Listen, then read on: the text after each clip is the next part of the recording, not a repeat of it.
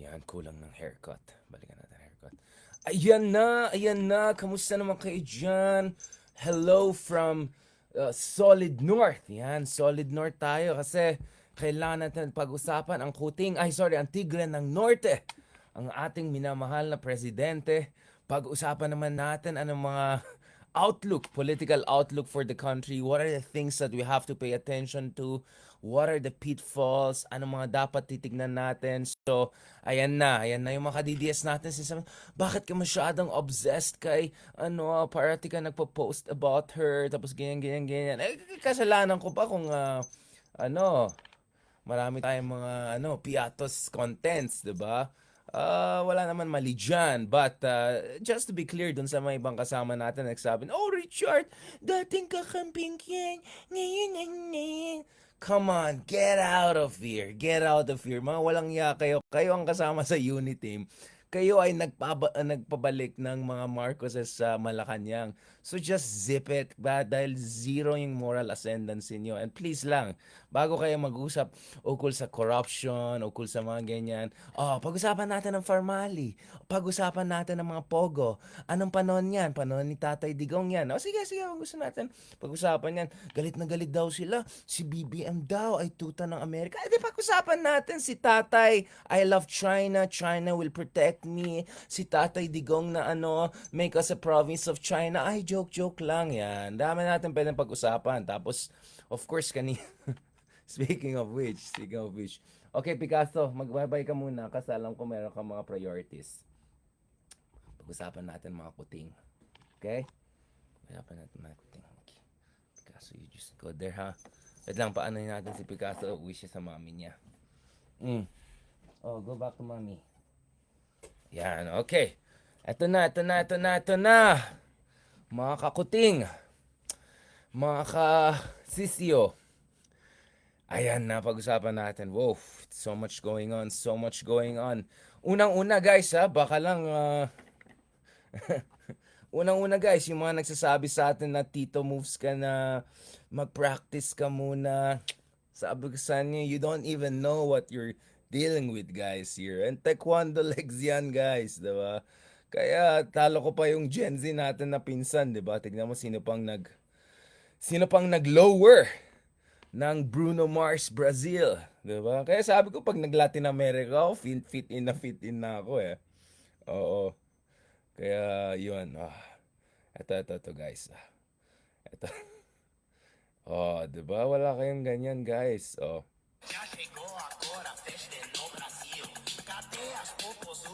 Tignan nyo guys, yan. Tignan yung center of gravity. Strength yan guys. Taekwondo legs yan. Wala pa nga yan, ha? Wala na yan. Mamaya na yan, player. I'm just saying, guys, yan. Bago naman kayo magpaano dyan. Ayun yung Bruno Mars moves natin dyan. Brazil. Anyways, guys, that comes with decades of taekwondo and football. Great people. Okay, guys. Actually, kanina may tanong ako kung meron tayong bagong version ng kung may greetings na ba si Madam? Si Madam may greetings na ba? Ito na ba? Wala ba siyang ganyang greetings? Order ng siopaw at wonton sa Chowking. 2 pang extra rice na isama natin sa wonton soup. At yung siopaw natin, yan, di ba? Aba, talagang satire lang yan, ha? Parody lang yan. Mamaya magagalit na naman mga DDS sa atin. Guys, wala naman kayong sense of humor. Kasi ang humor nyo lang, ang mga ka-level lang ni Tatay Digong na sobrang corny, na sobrang thunders, na toxic masculinity, na minsan kadiri ng mga jokes na hindi naman talagang jokes. But, di ba, sana naman si Madam, kung meron siyang ganyan na mga greetings sa, ito ba yung PLA anniversary? Yung mga ganun na China. Parang yung mga Chinese kong kaibigan, ano daw? Ganun yung mga reaction nila, diba? Yan, nag-order ng Chowking. So, Yan. So, I mean, guys, marami tayong pwede pag-usapan today. Bago tayo pupunta kay BBM, ha, don't worry. Fair naman tayo. Fair naman tayo. We cover all the bases. We cover over the bases. Speak of the Dutertes, actually, may interview din tayo sa CNN Indonesia the other day kung saan nag-warning tayo sa I warned Indonesia's President Prabowo to be careful na hindi niya gayahin si BBM. Ay, sorry, gayahin si Prabowo. Ay, gayahin si Dito Digong. For me, it doesn't mean Prabowo is a disaster per se. I think as long as they learn the right lessons, and let's be honest, in fairness, with all due credit to the Indonesian Foreign Minister, I think there was a lot of correction afterwards, a lot of clarification, which we had the same thing with the Philippines. When Duterte said, I'll throw away the Philippine arbitration case, immediately the Foreign Ministry came here and clarified. So I think it's a learning curve. So yun, so guys, di ba? So I'm even going around the region and giving interviews and all of that. So natik na natin. Hindi lang CNN International, hindi lang yung CNN Philippines na wala na pala ngayon, pati CNN Indonesia. So we're just spreading the word and everything like that. But guys, going back to this. Alam ko marami sa inyo nagsabi, bakit si Richard, ang dami mga dance moves, mga ganyan-ganan, mga brother Louie, ganon.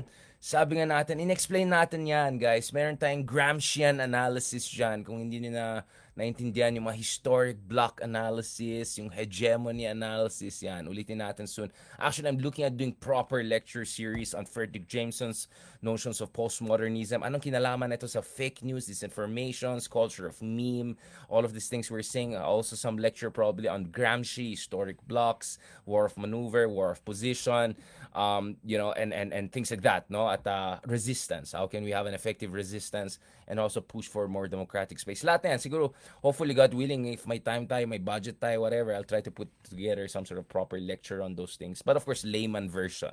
Medyo progressive version, counterpart sa mga Jordan Peterson ties. But before going to cutting, let me just tell you guys, when it comes to dance, ang gusto ko talaga natin gayahin, naghanap pa ako ng mga collaborators. Ito talagang gusto kong moves. Ito talaga. Yun no work, party harder, confidential funds, 11 dugs yan. Okay, anyway. Whew. So why am I doing all of these things that I'm doing here? Okay, let's go to the meat of discussion, guys, here. Oh, serious na tayo. Now let's transition to serious stuff.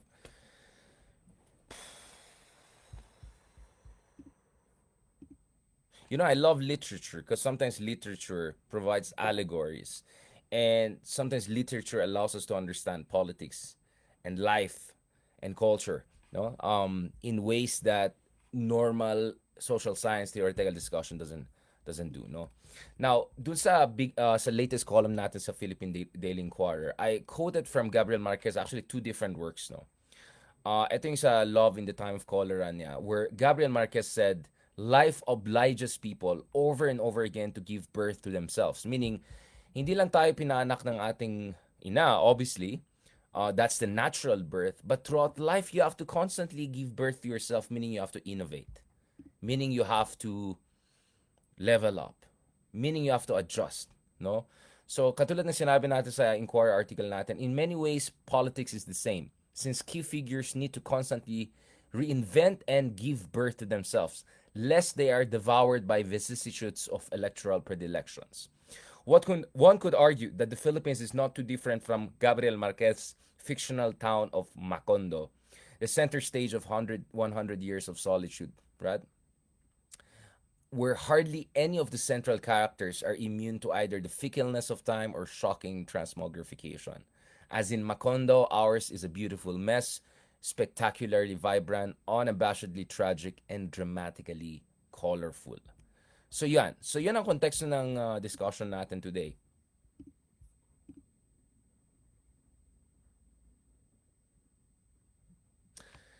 If you look at it, in theory, the Dutertes should be in their weakest ever position. In theory, the Dutertes should be in their most vulnerable position ever. Right? Naging joke time na yung mga sinasabi ni Sara Duterte. Baksak yung numbers niya right and left. Sa NCR, barely over a quarter. Sa Balance Luzon, her numbers are dismal. In Visayas, down by 20 points in the last quarter alone. Even in Mindanao, where she used to have almost universal support, it's now down to 80%. Really, the only region that keeps up her numbers at barely 50% majority, 28% disapproval rating. So kung titingnan natin lahat ng mga bagay na yan, klarong-klaro na talaga guys, na mga Duterte talaga are in their most vulnerable position ever. And then the fact na meron tayong mga ganito, mga low life na patay gutom na mga trolls na gusto mag-insulto sa atin na parang ewan, that just shows that they're vulnerable. That just shows na they are in a position, guys. They are in a position of vulnerability, and kaya ngayon yung mga trolls nagsisilabasan na. But and this is where our dilemma comes in.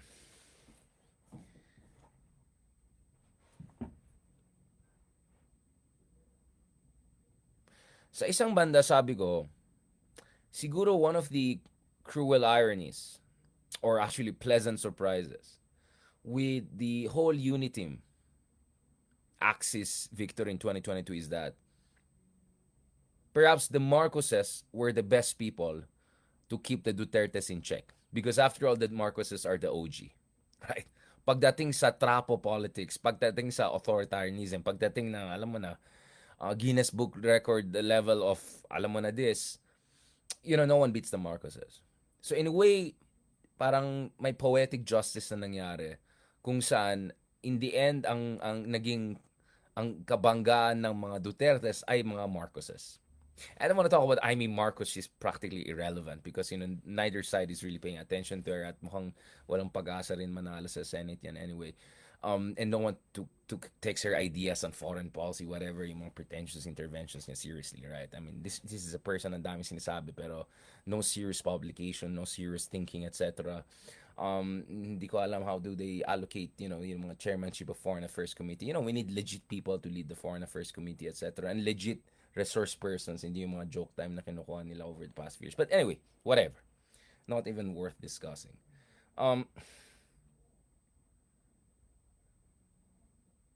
So sabi ko, one of the interesting things here is that nakahanap ng katapat ang mga Dutertes. Because had Leni Robredo won the 2022 race, and I don't want to get into that long debate about nagkaroon ng dayan, whatever. Ako, simple lang naman explanation ko eh. The moment na nagsama ang Marcoses and Dutertes, that became a formidable, almost unbeatable team. So the fact that Leni was able to get almost 16 million votes, the number of votes that made Duterte get landslide victory in 2016 just tells you, Leni really did very well. She really overperformed. Except kalaban niya, combined na dalawa eh. So medyo unfair. Parang 2 versus 1 ang nangyari. Diba? Now, what I said there is that siguro nagkaroon ng poetic justice na nakahanap ng katapat ang mga Dutertes. Because had Leni Robredo become the president, and then kung si Leni Robredo push with good governance agenda, no pork barrel, walang kababalakan, walang Maharlika Fund, walang mambo jumbos, it's very likely na lahat yung mga natalo niya sa 2022 elections, and then yung mga trapos na nasa Kongreso, Senado, lahat yan maging kalaban niya. So you could have a situation which is very similar to what we have, guys, in Peru, in Latin America, kung saan progresibo yung presidente, pero hawak ng mga trapo at oligarkiya at mga kung sino-sino, yung legislatura, yung Supreme Court, whatever, and then nakakaroon ng gridlock. In the case of Peru, for instance, we have had back-to-back, essentially legislative coup against progressive presidents. No, sobrang gulo yung situation there, right? In the case of Brazil, for instance, under Dilma, no? Rousseff. What we had is there was a time na kalaban niya yung buong Kongreso. Right? At nagkaroon ng showdown, and then she was impeached, and the next thing you know, yung nag-replace sa kanya na Speaker of the House, naging Vice President yan, na-impeach din dahil sa corruption. Eventually, they ended up with the monstrosity of Bolsonarismo. Right? A kind of a proto-fascist clown show. So, parati ko sinasabi na yun yung poetic justice, na the fact na hindi nanalo si Leni, perhaps ironically, made it easier to keep the Dutertes in check. Because had Leni defeated BBM again, then you would have had a very bitter Marcos family teaming up with the Vice President na Sara Duterte, and then plotting right and left. And then also working with trapos in the Congress, trapos in the Senate, trapos kung saan-saan to really bring down the Leni Robredo government. So you could have imagined if Leni Robredo really pushed ahead with drastic good governance changes, and I do believe that she would have loved to do that, sobrang magkakaroon ng gridlock. And perhaps Leni would have been an isolated and besieged president. So I'm laying this out because I've noticed not many people have analyzed that. As in, hindi ko narinig na may nag-analyze ba ano bang mangyari kung si Len yung naging presidente noong 2022? Tapos tinalo na naman niya yung mga Marcoses, pero si Sara Duterte yung vice president, pero yung mga oligarchs andyan pa rin sa Congress and Senate. It would have been a very dangerous situation because either Leni Robredo would have had to reconsider a lot of her progressive policies para walang gulo, or she would have pushed them at the expense of essentially stability, right? And you could have seen a situation kung saan, let's just say, Lenny is the good version of Arroyo. Kung maalala nyo, we had something like that when Gloria Macapagal Arroyo could not get the Congress on her side and nagdi-defy yung Congress sa kanya. Sobrang hina, besiege si Arroyo. And not to mention multiple coup d'etats during her time. So I'm just laying out for you guys what have been the counterfactual. So in a way, sabi ko, the poetic justice is that BBM winning actually made it much easier to check the excesses of Dutertes because the Marcoses come from within the system, meaning within the oligarchy, right? That also extends to foreign policy issues. Precisely because, unlike Leni Robredo, BBM never took a strong stance on West Philippine Sea until the 11th hour in the elections, until that like whatever mumbo jumbo debate sa SMNI. That also made it easier for BBM to recalibrate yung ating foreign policy towards some sort of correction. And because the Marcoses have this, diba, ito yung image ng Marcoses, diktador, whatever, it also made it easier for BBM to recalibrate yung war on drugs. So because hindi softy-softy ang tingin kay BBM, dahil walang element of misogyny. Of course, if Leni had been the president, imagine the level of misogynistic attack against her. Imagine the level of oligarchic backlash, counter-revolution, counter-mobilization, sabotage, all sorts of different things against her, right? Um, and had Lenny taken a more independent stance, maybe Biden would not have been helping her. Maybe China would have been more aggressive in undermining her and spreading disinformation and fake news and all of that.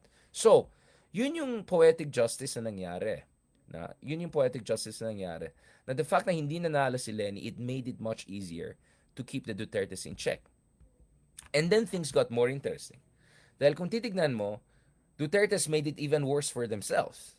First of all, they teamed up with the OGs who could not easily be fooled. In fact, wake up call kaagad sa mga DDS yung pinaka first moves ni BBM, including his decision not to meet the Chinese ambassador. He had his first press conference and major meetings were with ambassadors of Korea, India, yung charge d'affaires ng US Embassy, etc. Walang China. And most importantly, hindi niya pinili si Sara Duterte as National Defense Secretary. You know, all of those things were telling you something very clear. That Marcoses hindi magintutan ng mga Dutertes. Like, excuse me, we're the OG here. But the Dutertes made it worse. Most particularly, two individuals, Kiboloy and Digong. These two old men did not understand the lay of the land.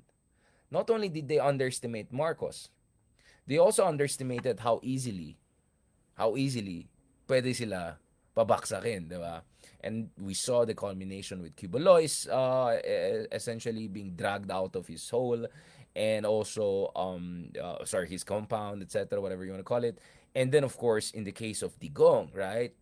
Also very isolated and bugbog sarado sa mga hearings, all of these exposés and whatnot.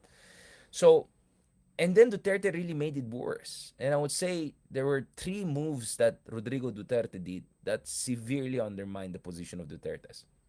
One, yung tinawag niyang tambaloslos at binastos niya yung buong Kongreso. So he essentially declared war on the lower house. So he mobilized support there, and in effect, humina si Gloria Macapagal Arroyo. It made it much harder for pro-Duterte or Duterte sympathetic figures like Arroyo to make their moves. So na-isolate din si Arroyo. And then the second major move that Duterte did, which really damaged his position, was going to China. Going to China last year without any coordination whatsoever with DFA. Essentially, sinampal niya sa mukha yung gobyerno ng Pilipinas, and he tried to conduct his own parallel foreign policy, and in ways that really made it easy to paint the Dutertes as essentially tuta ng China. Right? BBM tried to be nice around this and all of that, but it was pretty clear that Digong was actively trying to sabotage or undermine our position sa West Philippine Sea and try to run a parallel foreign policy. And then number three, and most importantly, is what happened last year na to, right? Last year, January, a year ago, when Duterte openly came out and attacked BBM, pinastos niya si BBM, cocaine addict daw, inaway niya si First Lady, he called for separation of Mindanao, he insinuated or tried to kind of imply na we need a coup d'etat, among other things. So, kung titignan mo yung mga yan, Duterte's made a second mistake. First, they teamed up with people that they thought they could control, but they were never in a position to control, and they should have known better. And second, in fairness, Digong knew it, but Sara did not follow the advice. But Digong was helpless to stop the situation, because masyado siyang focus kay Bongo.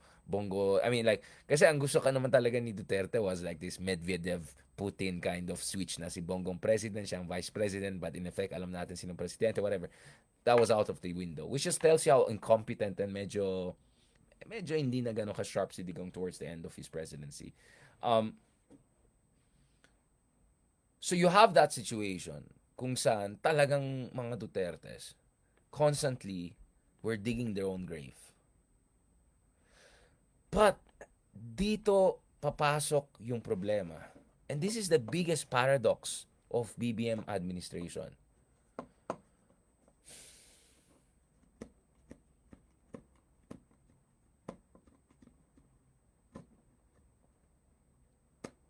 Unang-una, hanggang ngayon, hindi ko maintindihan bakit ganyan ka-passive or ganyan ka-reactive yung communication strategy ng BBM administration, not in mainstream media. Because I think, I mean, things that Cesar Chavez and Garafil, the people in charge of presidential, office of communication office people, magaling yung mga foreign policy statements, official statements. But what I'm talking about is liquid information warfare. Yung liquid information warfare, kung saan talagang babuyan, bastusan, online, etc. I'm really shocked and surprised na walang panglaban ang BBM camp sa kanila. In fact, I would say that tayo ay mas epektibo in fighting back against the DDS trolls. Of course, unang-una dahil veterans na tayo. 6-7 years na tayo lumalaban sa kanila. At we come from a point of conviction. Because we don't like people who are inciting violence, people who are encouraging mass atrocities. We don't like people na scammy, right? Ayaw natin mga budol.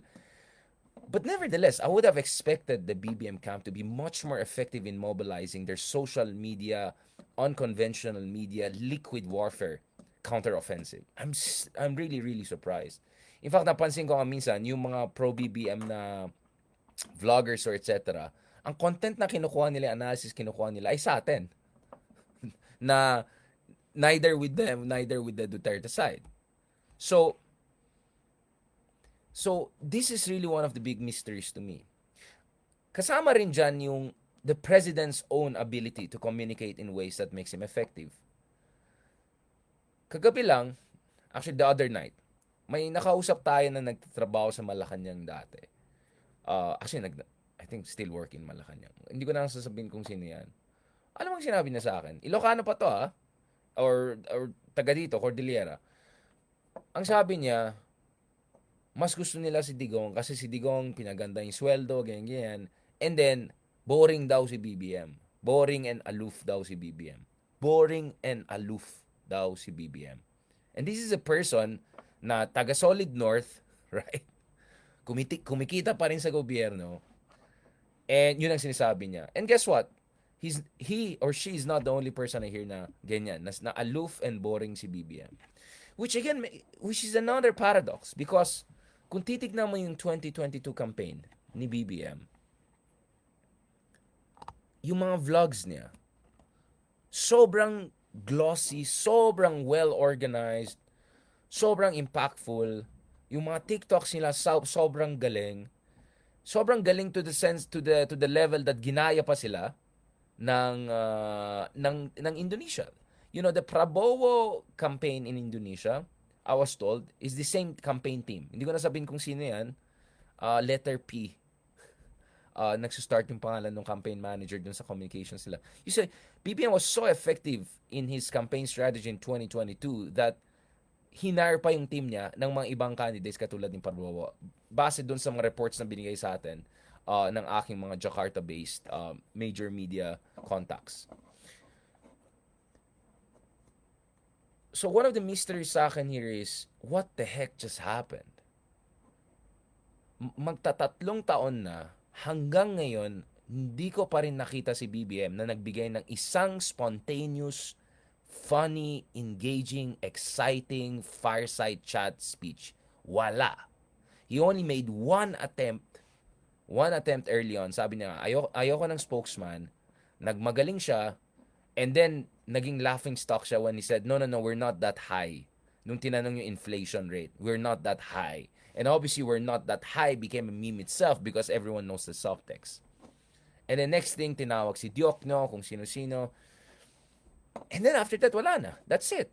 He never tried to do a spontaneous fireside chat again.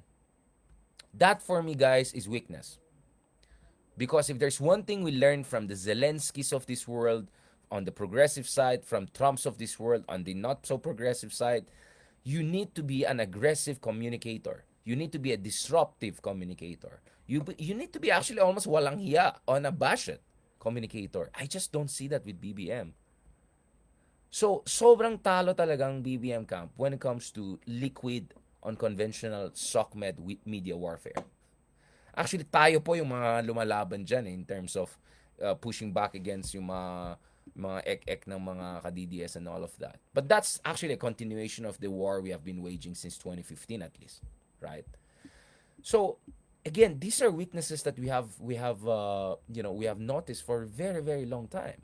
And for some reason, hindi ko pa rin nakikita ang improvement sa front na yan. And I really do not understand where is this coming from. Now, marami po tayong mga theories dyan. And then, this is where we can go Shakespearean. You know, some people are born with greatness. Some people achieve or attain greatness. And for some, greatness is thrust upon them. The fact of the matter is that BBM won with the largest margin mandate ever.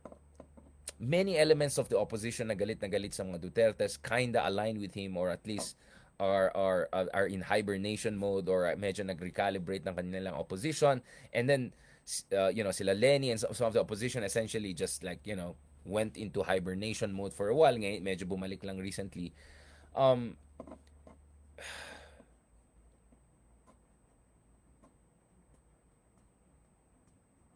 It really makes you wonder what's going on there. Is it complacency? Is it complete lack of imagination? Is it this hope na let's just hope na matapos na to and let's get over? Right? Is this really, as they say, character's destiny? Ako kasi guys, yung sinasabi nila na character's destiny, ako kasi po, I'm a stoic, right? I believe in stoicism a lot. Seneca, Cicero is not technically a stoic, but some of his reflection on stoicism, Marcus Aurelius, a lot of these people. If you read also neuroscience, brain rewiring, neuropath reconfiguration, re-engineering, all of those things. Ako, naniwala po ako na people can actually improve and change and recalibrate. Kaya nga, I started with that quote from Gabriel Marquez, that life obliges people to give birth to themselves over and over again, meaning, you have to level up. Parang software yan. iPhone 2, iPhone 3, iPhone 4. For some reason, I'm just not seeing that software update. Now, marami po yung mga teorya dyan. There's some left field theories na dahil dahil na mumbo jumbo, na hocus pocus yung elections, kumbaga magkakaroon ng total nuclear mutual assured destruction dito kung ito goes all out against the other side. But for me kasi, as Trotsky would put it, right? To paraphrase Trotsky as an advice to BBM, you may not be interested in a war with Dutertes, but the war with Dutertes is interested in you. It has already started for a very long time, right? So we're seeing a couple of mistakes here. First, there is no machinery or infrastructure to mobilize a counter movement sa mga Dutertes pagdating sa information warfare. I'm not talking about mainstream media. Magaling ang mainstream media strategy nila, yung mga statements nila. Magaling si BBM mag-speech yung ganun. I'm talking about the spontaneous, disruptive, social media, liquid warfare. Wala.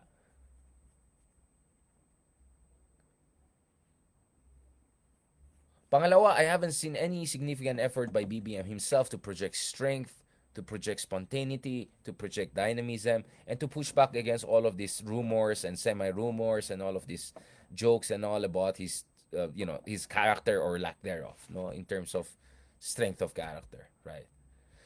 And then number three comes in. And this is where things get very interesting. And I really suggest you guys check yung interviews natin. My goodness, eto na naman sa mga walang hiyang mga ka-DDS natin na kasama dyan. Ano pinagsasabi nyo? Do you have any idea nakailan vlogs na tayo just about the PhilHealth issue? We probably have 12 different vlogs, right? And videos discussing hour and hour after hour and after hour yung mga anomalies or yung mga inconsistencies or concerns about the PhilHealth issue alone lang. Iba pa yung latest budget na pinasa, which is something that I want to go back to. Let me also remind everyone, right? Especially yung mga walang yang iba dyan, na kung ano-anong sinasabi. Just because I'm Ilocano or from the North, that never blinded me to the basic reality. Unlike yung mga iba dyan na nagbulag-bulagan nung unit team sila and then nung laos na sila, natanggalan sila ng confidential fund or something na ganon, biglang anti-Marcos na sila and pro blah blah blah. Few years ago, when the Dutertes were in power, when the Marcoses were the allies, when I was working in the media, which was like obsessively pa-neutral effect and all. This is the kind of videos we did, and it's one of my proudest works with my great team. Time of the year again, mga kapuso, as we celebrate. Oh, ito It's yung that ginawa time of natin the year video. again, mga kapuso, as we celebrate the 46th anniversary of the Martial Law Declaration. Isang debate na naman ang makikita natin sa comment section. And the point of contention? Si Ferdinand Marcos nga ba ang the best president ever? At matatawag ba ang martial law period bilang The golden age of the Philippines? well, kung silang tatanungin Well, that's mo, supposed to me. at kung anak niya naman, Pero ayon naman kay Lee Kuan Yew. to note, may iba pang comments si Lee Kuan Yew tungkol kay Marcos. Check out his book. Okay, wait. Let's be objective about this, mga kapuso. Let's just look at the cold, hard, and color-blind facts to assess the Marcos presidency. 1970s Philippines, a glamorous and prosperous period for the country. Daw. Look at the hospitals, Ganda. the roads, the infrastructure, Golden era. the heritage sites, Galing. cultural activities. Ganda. What's not to love? What's not to love? Greatest people. Bilyon inutang ng bansa natin para sa mga ito, mga kapuso. Paano kamo nangyari yun? Ganito kasi. For Marcos to build, he had to borrow. Isang debt-driven growth ang nangyari nung panahon nito. Ngayon, okay lang naman mangutang, basta nababayaran. Parang credit card lang yan, mga kapuso. Pag swipe ka lang ng swipe at hindi mo nababayaran on time or at all, ang mga utang mo, tataas at tataas ang bills mo. Ngayon, itong ilan sa resulta ng palpak na debt management nung panahon na yan. Siyempre, tumaas ang foreign debt ng Pilipinas. Sipin mo, from only $360 million noong 1962 to $28.3 billion noong 1986. Kaya hanggang ngayon, binabayaran natin ang utang na ito at babayaran natin ito hanggang 2025. 5 this year. Hanggang ngayon inutang. Hashtag, this is where your taxes go. Yung 6.4% inflation rate na nangyari ngayon. Nako, walang-wala yan. Nung panahon ni Marcos, in 1984, umabot po sa 50% yung inflation rate natin. Kaya for sure, lalo tayong hindi makakabili ng sili na to. Pagdating naman sa exchange rate, malaki rin ang binaksak ng piso kontra dolyar. Pero hindi lang piso ang na-devalue, mga kapuso. Pati ang employment rate sa bansa bumaba rin. Itong dahilan kung bakit marami sa ating kababayan pumili mag-OFW. Bukod sa devaluation ng peso at underemployment, apektado rin ang economic performance natin sa international stage. At habang tayo nasa Bawi mode all these years, umarangkada naman ang neighboring countries natin, katulad ng Thailand, Indonesia, Malaysia, South Korea, pati ang Vietnam. Dahil dyan, binansagan ng bansa natin bilang sick man of Asia noong early 1980s. Panahon ni Marcos Pero hindi yan. lang tayo nangungulilat pagdating sa gross domestic product. Napag-iwanan din tayo pagdating sa manufacturing at industrialization. Sa ilalim ng dictator Park Chung-hee, nakasabay ni Marcos, yung South Korea, ginawa nila yung Samsung, Hyundai at LG into global brands. Imagine, kung maayos lang ang pamamalakad ni Marcos noon, di sana tayo mga Pinoy may mga ganun din tayong global brands. Kasing ganda rin sana ng Manila ang Seoul or ng Singapore na naging global logistics hub sa ilalim ni Lee Kuan Yew o ng Taiwan na dumaan sa tinatawag na Taiwan Miracle sa ilalim ng Kuomintang Party.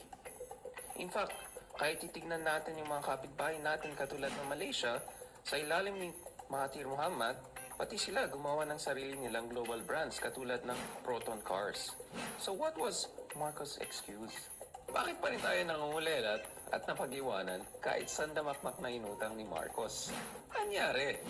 Well, failures in economic management. Ang isang malaking dahilan dyan ay yung tinatawag na crony capitalism, kung saan ipinamigay ni Marcos ang daan-daan mga kumpanya Yun. at projects sa kanyang friends and families, yung tinatawag na cronies. Karamihan ng mga ito nalugi at kailangan isalba or bailout ng gobyerno. Dahil sa kapalpakan ng cronies ni Marcos, nalugi po yung ating bansa ng 3 to 7 billion dollars. Dahil dyan, umakyat po yung ating foreign debt. Aside from crony capitalism, andyan din yung mga na-bankrupt na malalaking proyekto katulad ng Bataan Nuclear Power Plant. Kumastos po tayo ng 2.3 billion US dollars dyan. Pero teka prof, di ba, pinasara ito ng mga kritiko ni Marcos, kaya natenga ito. Actually, kapuso, pinasara ito because leading geologists warned that the power plant is built on an active earthquake fault line. Isa rin daw volcanic hazard ng BNPP. Delikado po siya pero still ginawa siya dahil walang tamang supervision. Siyempre, huwag natin kalimutan yung graft at corruption sa panahon ni Marcos. Naging rampant noon ang kawalan ng bidding system sa mga government project. In fact, mga kapuso, madalas din ang pag-over-budget sa mga projects ng panahon na yan dahil ang laki po ng mga kickbacks ng cronies ni Marcos. Again, these are just some of the failures of Marcos' economic management. Kumbaga sa pelikula, trailer pa lang ito, mga kapuso. In fact, hindi pa natin pinag-usapan yung human rights record abuse ni Marcos. Mukhang panibagong video ang kailangan natin para ma-discuss ito. Pero sa ngayon, Marcos pa rin nga ba? Marcos pa rin! PBM! PBM! Reminders lang po namin. Makita nyo, hindi pa ako sanay mag-journalism doon masyado. Medyo, yung energy level, wala pa dyan. But, probably I have to do a redo version of this. I did this back in 2018, guys. Alright? I did this back in 2018. So, all love to my, sila Bernice and my former colleagues, mga kapusos at GMA. I think that's one of my proudest productions in terms of using facts, graphics, and everything. Hindi ko ginamit yung sarili natin mukha, yung parang kamukha natin. Although, bakit parang naging mukhang Lebanese tayo dyan? But you get what I'm saying, right?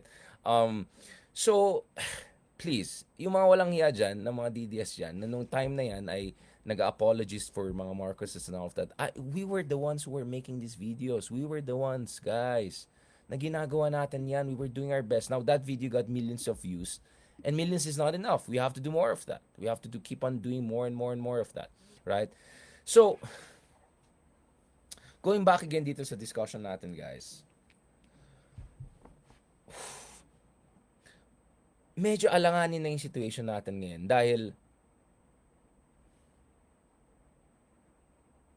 just when mga Dutertes are finally reaching a moment of potential inflection pababa, boom, ang daming mga controversies around itong budget natin. This is $100 billion budget. My goodness. $100 billion budget, right? This is the biggest ever budget the Philippines has had. $109 billion. Actually, kung mataas sana yung exchange rate natin at around 54, 55, which is the usual rate we have, this would have been 120 billion dollars. Right? So this is huge, guys. 6.33 trillion pesos, right?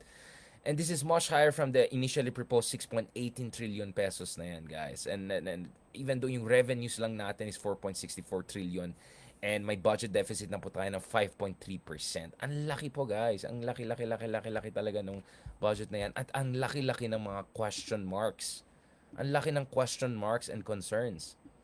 And the fact that BBM himself had to kind of exercise veto, a little bit dilly-dallied on this, I'll tell you what, it did not make it look good for him.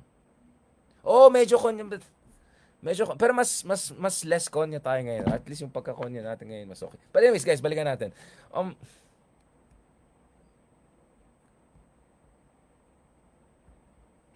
To be honest, I think the momentum is shifting. You know, isa sa mga pinaka-effective memes na nakita ko out there. Again, I call them memes because wait lang, bakit may babaeng bikini lumabas? Sorry, wait. Wait. Decente po tayo, wait lang. Where is it? No, I saw this super may nakita akong sobrang galing na meme na ginawa. Magaling ang mga DDS sa mga ganun eh. So essentially yung meme nila was, I think it's in the other phone. Actually, ang meme nila dito is essentially ito. Si Sara Duterte sa isang banda, tapos nakalagay, 125 million pesos lang, ganyan. And then, sa kabila, nilagay si BBM, and then nilagay, Maharlika Fund, billions. This fund, billions. Etong project, billions. So basically, it's a whataboutism argument that unfortunately works. Right? Yung idea na, pitsugin lang naman yung kay Sara Duterte, million lang naman eh. Right? So, parang yung argument is that even if aminin natin may mga kababalagan dyan sa ginagawa ni Sara Duterte, pitsugin lang yan eh. Wala naman yan eh. Incomparable yan dun sa bilyones na alleged anomalies dun sa budget ng gobyerno. Sa akin palagay, that's a very strong argument.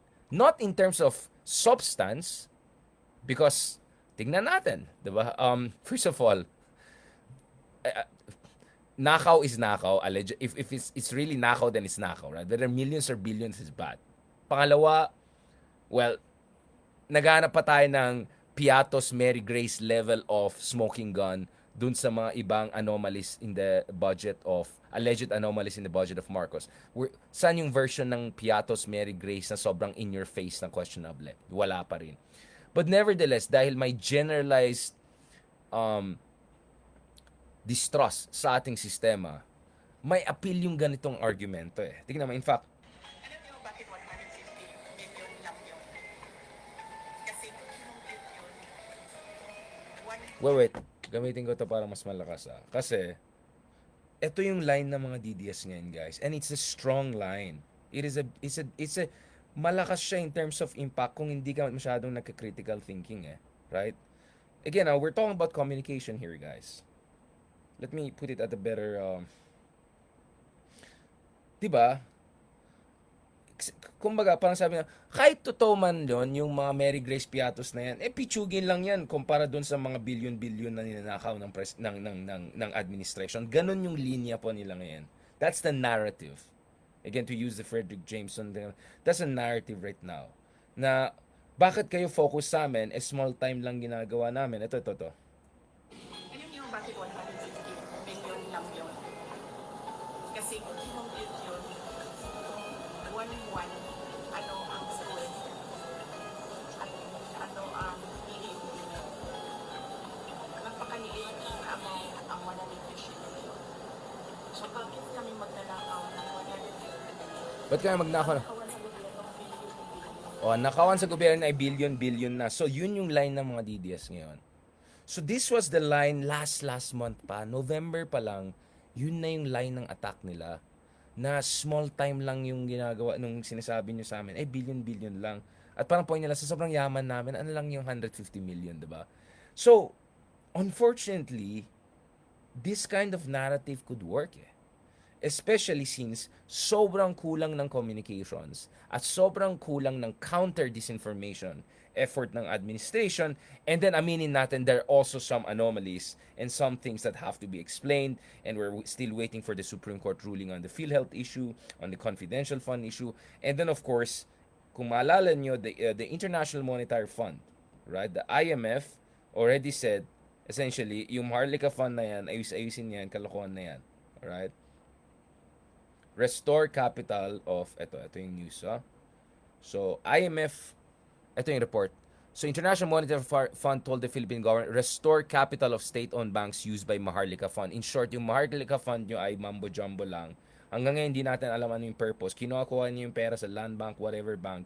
My goodness, bakit nyo hinawakan yan? Wala rin naman saysay yan, di ba? Walang kakwenta-kwentang ideas, and matagal natin sinasabi na walang kakwenta-kwentang idea na yan. Ito yung mga Maharlika Fund, ganun. It also is all that historical revisionism. So we have been discussing these issues for a very, very long time, guys. At matagal natin kinikriticize yan, 'di ba? So ang point ko ngayon is, ang dali sanang kontrahin yung sinasabi ng mga Duterte. Sasabihin mo lang, "Whoa, wait. Nagmamaganda kayo, kamusta ang Farmali? Kamusta ang Pogo?" Like, ang daming mga anomalya na nangyayari sa Pogo. Baka billions of dollars ang pinag-usapan natin sa mga mumbo-jumbo money, dirty money, drug money, na lumabas nung Pogo na yan. Sa Quadcom lang lumalabas yan eh. But that's not enough. Dapat Malacanang also harps on that. Farmali. Michael Young, nasaan na yan? Billions din ang pinag-usapan dyan. Yung mga skandalo sa DOH, billions ang pinag-usapan yan. Yung confidential funds ng Davao throughout the years, billions na naman pinag-usapan yan. In fact, in total, if you look at all of those anomalous spending during Digong, billions of dollars ang pinag-usapan. And yet, defensive lang yung admin eh. They're constantly on the defensive. And then ngayon, and this is the last part of my discussion for today. Kasi babalikan natin yan. Tomorrow, we're gonna talk to Admiral Ong. Pag-usapan natin, is there a threat of coup d'etat even? Because may mga nanggugulo talaga at may mga nag-agitate dyan. Alright? And taking advantage of the situation. And I'll tell you this, and this may come off as quite controversial. But let me tell you this, guys.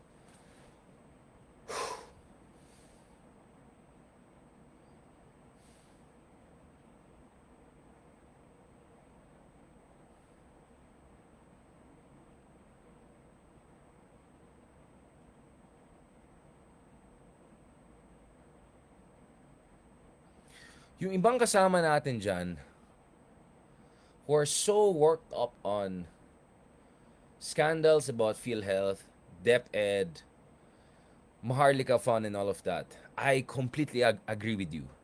Kailangan talaga na tignan natin na mabuti. Alright? I completely agree with you.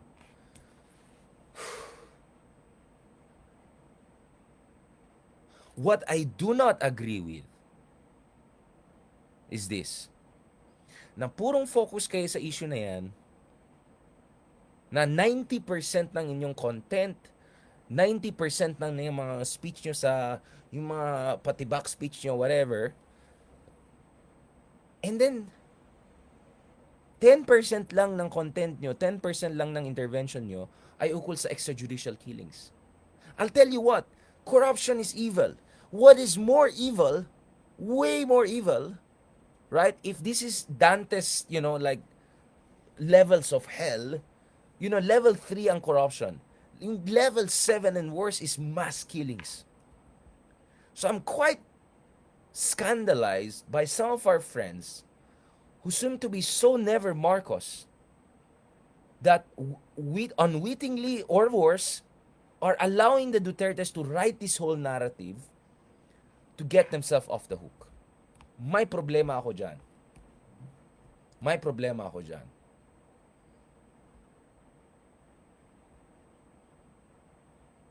May problema ako dyan. Ayaw maniwala sa akin, tignan nyo yung mga ibang content creators na good governance and all of that, 'di ba? Yung iba pa nga nag-work pa nga sa BBM administration to begin with. Ba't pa kayo nag-work sa BBM administration? Alam niyo naman questionable. But anyway,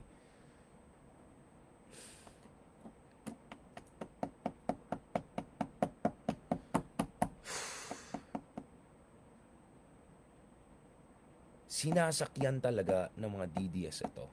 Sinasakyan ng pro-China elements ito. For all we know, sinasakyan ng China ito to weaken, to divide, to confuse the Philippines. You don't believe me? Go on TikTok, guys. On TikTok, China's TikTok. Ang daming content dyan about anomalies ng BBM administration, allegedly or otherwise.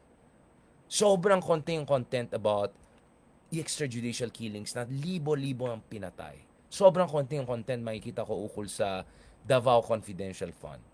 Ukol kay Polong, ukol kay Baste, how he has been running things, ukol sa Farmali. Halos wala. So I wonder what's going on there.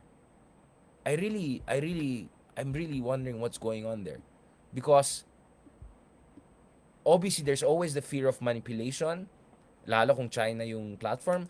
But and I am saying this because TikTok is very, very important. My goodness, guys, most people now are getting their information from TikTok kasi wala silang panahon na makinig sa isang oras ng elucidation on the, vicissitudes of Philippine politics. No. They just go and look at the 1 minute. Kaya ako nag-TikTok na rin ako. Yun lang palang gusto niya, fast food. Sige. Kaya ko rin yan. Pakit na fast food. Ganyan, lagay mo lang. So, yan.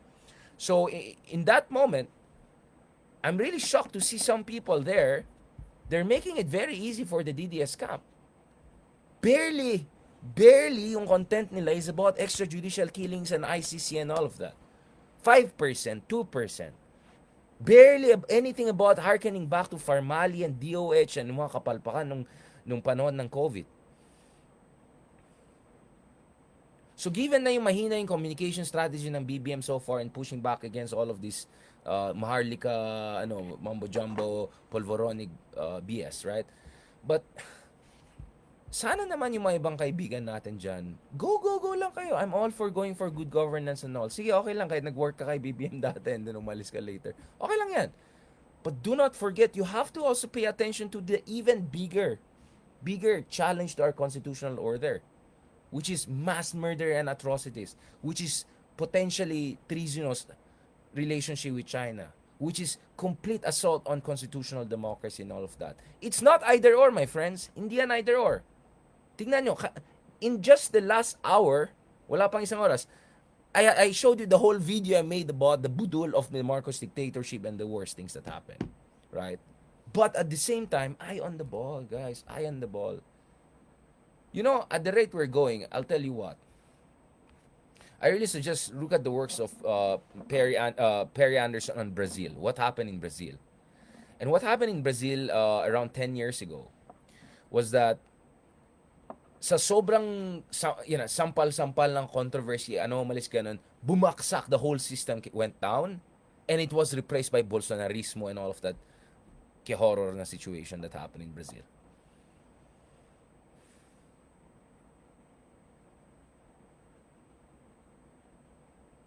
Yes, it is not either or. It is a matter of how you balance your critique. Is it 60-40? Is it 70-30?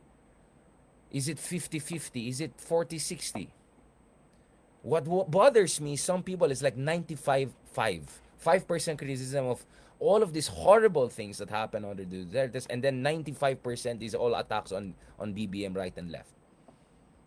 Right? Yun yung sinasabi natin dito, guys. Balance nyo yan. At the very least, go 50-50. Para lang, although I would question, seriously, between BBM and DDS, alright, sinong mas direct threat sa constitutional order natin? Sino mas direct threat sa West Philippine Sea? Nuance is everything. It's lazy. It's lazy to just play the purist game. It's just lazy to attack the latest bad problematic thing. You have to have a lingerie point of view. You have to look at the big picture. You have to look at magnitudes and orders of threat to our constitutional democracy. And by the way, lahat ng sinasabi ko dito is separate and runs parallel to, and it's not mutually exclusive from, yung sinasabi natin na kailangan ayusin ang opposition ng sarili niya. Para at the end of the day, hindi lang tayo umasa sa BBM versus DDM, whatever. Sorry. There has to be a third force, a good third force. And now we don't have any real third force because the third force itself is sabog. Sobrang sabog. The left is like splintered into a thousand filigrees. Yung ibang dilawan ay either never Marcos or never Duterte or whatever. Ang dami dyan, walang nuance. Ang dami dyan, sinasakyan lang yung latest anger, latest issues, latest scandal. Hindi structural yung approach. Hindi structural yung approach. Kaya love ko yan si Justice Carpio eh. Kasi either or, he'll attack them and all eh. And then in fairness, give it to Ronald Llamas and even Trillanes and all who say it in your face. Let's not forget who's the number one threat here. No one is saying BBM is okay. But who's the number one threat here? So, yun lang. Doon sa mga ibang kaibigan natin, especially mga nagtrabaho kay BBM dati, tas lahat puro mga ginagawa nila, attack lang si BBM, and then halos walang content about, my goodness, tens of thousands of our kababayan butchered, right? My goodness, how many Patricia Evangelista book level we need for people to wake up to what kind of horror that was? And you want to talk about corruption? Let's talk about Farmali. Let's talk about the DOH scandals, panon ni Digong. Let's talk about billions of confidential fund of that family, whatever. So, I'm just saying. So kayo, sa mga followers natin, demand it. Doon sa mga heroes nyo. Yung mga iniidolo-idolo dyan, sabihin nyo, oy, wag lang purong dito lang. Oy, wag kayong magpagamit yan. Mamaya ginagamit yung rhetoric nyo, yung ano nyo, i-weaponize nyo. Ako, kitang-kita ko eh. Ito. Pakita ko itong mga walang yang tomato. Let me show you what kind of clowns and low lives we're dealing with. So the other day, remember I had an interview with with Professor Vicente Rafael, no? And we talked about the whole thing. Hindi lang Marcos Duterte, but the whole lingerie of the Philippines. We went to Spanish period, we went to the Ilustrado, we went to Rizal, whatever. And then look at what the DDS camp did, Eto mga walang yang to, I'm just gonna try to find this if it's here. Grabe talaga. Kaya sabi ko, ingat talaga kayo. You have to have a sense of strategic communication. Hindi lang bara-bara lang, hindi lang yung ano lang, just to make yourself feel good, whatever, make yourself. Our problems are very deep. Very, very deep, guys. Sobrang malalim ang problema sa atin. And the challenges we face are very, very serious, guys. Very, very serious, guys. Ito, I mean, my goodness, like they're these low lives that I don't even understand where on earth do these people come from? Akala ko nga si Maharlika yung pinaka-ewan, may mas ewan pa. Wait lang. Ito. Patapos na tayo, nahanap na tayo. Ito. Mga tarantado. Ay, sorry. Ito. Sino to? Na may first-hand information po sa pagiging adictus benedictus di umano ni BBM, ay mayroon pa pong lumabas na isang mga kababayan, isang high-profile na tao na sinabi na rin na alam niya ang pagiging addict ni BBM. Dahil hindi lang po chismis mga kababayan Ito. sabi-sabi, ang sabi niya. So remember, this is the interview I had with Vicente Rafael just the other day. Diba? And pinag-usapan natin, among other things, the fact na they were both in LaSalle at one point and he was like 1 year older, one higher batch and all. And he said something almost like, medyo flippant, almost, on BBM. And then the DDS, hindi ko alam sino to mga ewan na to. Tingnan niyo mga, I mean, what kind of clowner is this? Ano to? Sino to? Tao ba to? First-hand information daw mga kababayan dahil alam niya dahil pareho sila ng paaralan ni BBM. Pareho silang nag-enroll sa De La Salle University at pareho din silang nag-aral sa Oxford University. At alam niyo Hindi, tabad, hindi nag-aaral sa Oxford si Vicente. Cornell University siya. Ganyan sila, they don't even listen to the basics, Vicente was referring to both his experience with BBM when they were in LaSalle, not close but from a distance, and also a classmate of BBM in Oxford. But anyway, what do you expect from these people? Kababayan Ang kanyang pangalan po mga kababayan ay si Vicente Rafael, isang historian na dilawan. Oh, dilawan pa yan mga kababayan ha. Di ba kampi na sila sa mga dilaw? Apparently mga kababayan, nananatili itong anti-Marcos siguro mga kababayan. Kaya nilaglag si BBM sa interview niya kay Hey Darian. Oh, yung dilawan din mga kababayan na komentarista at kinumpirma niya mga kababayan with all the confidence talaga na gumagamit ng droga si BBM dati and he loves to get high. Sabog mga kababayan, bangag. Love daw ni BBM yan. Panoorin po ninyo ha. By the way mga kababayan, ang video pa lang ito ay credit natin kay Richard J. Hey Darian. Pahiram ko na Di ba? dito ha. Tingnan mo to. Iniinsulto pa yung family name natin. Just to remind this I don't want to say midget, but whatever that thing is, Hidarian stands for lions, right? So make sure, before you're making insult to my family name, alright? Okay, baka maano tayo dyan. Alright, okay, anyway. Hey Darian, may isang dilawan. Pakikinig muna tayo mga kababayan sa usapang dilaw ha. This guy is like a cocaine addict. Oo. Sabi ni Hey Darian mga kababayan, grabe, cocaine addict. I was- Talaga ang word ha, cocaine addict. Ito, I was saying what Digong was saying about Marcos. See, like, tingnan mo how these lowlifes are twisting our words, using my content pa, di ba, to make all of these things. Si Hey Darian ang nagbanggit niyan mga kababayan. Oh, I was mentioning, Digong's mentioning that. He Yung is lo- a party boy. Ang tinutupin niya mga kababayan si BBM. likes to party. He likes to party. Oh? He likes to party. He likes to get high. He's a party boy. He likes to party. He likes to get high. He likes to kick back. These are not. Taranta si Hey Darian mga kababayan. Oy, bata, nagurgur ang ating... But hindi tarantay you mentioned low life. I'm sorry. I was talking about, I was like, parang chill. It was humor. Ito, takot ka ba? Hindi man lang nilagay yung mukha ko dyan, itong mga walang yun. Bro, don't do that. Huwag mong pigilan, malamang isa na rin ito si Hey Darian mga kababayan na mga dilawan na kinain ang kanilang sariling suka dahil apparently mga kababayan, parang pinipigilan niya na ipagpatuloy nitong si Vicente Rafael na isang historian mga kababayan na banggitin yung mga adictus vinidictus si BBM. Oh, it's true. I mean, it's not just anecdotal. I mean, there's all kinds of. It's true ha? It's not just anecdotal. Okay, anyway, whatever. This is what I'm telling you guys. Ito yung level ng chipmunk voice. I won't be surprised if that guy really sounds like that. But whatever.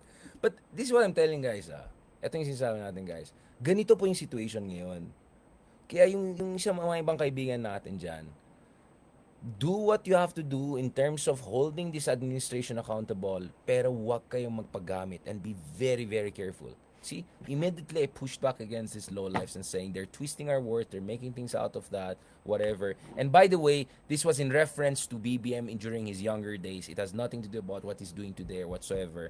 And Rich coming from Team Fentanyl, right, to make such accusations, etc., right? Hindi ko na sinasabi na yung sinasabi trillion sa drug lord, ibang usapan yan. But, do you know what I'm saying? So, careful lang, guys. Careful lang, guys. Okay? Careful lang talaga, guys. Yun lang sinasabi ko. Have nuance, be smart, fight the good fight. As Trotsky put it, neither nor. Don't take any sides, but push on both fronts. Push on both fronts because that's the best chance we have. Para lang may pag-asa yung ating bansa. And there's some room so that in the future, sana, someone better, better people, whether it's Lenny, whether it's Riza, yes, even Rafi Tulfo would be an improvement on all of these people, right? Let's give them a chance. Or Vico Soto and all of these great people who still have a future. Let's give them a chance. Alright? Alright. On that note, thank you very much mga kameta. Maraming salamat.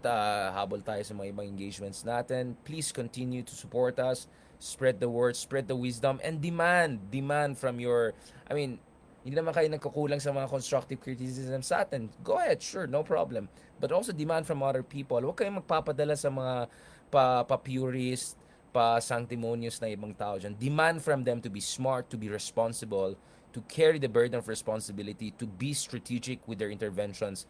Because, guys, Guys, be careful. This is a total information warfare, and who knows, it could be a prelude to something even more dangerous, even more serious, right? So on that note, tomorrow pag-usapan natin, are there threats of coup d'etat? Are there threats to our national security? Will China take advantage of the situation, or are they already taking advantage of the situation? So we'll talk to a former admiral and someone who understands the Philippine military very well. On that note, thank you very much. God bless, and talk to you soon.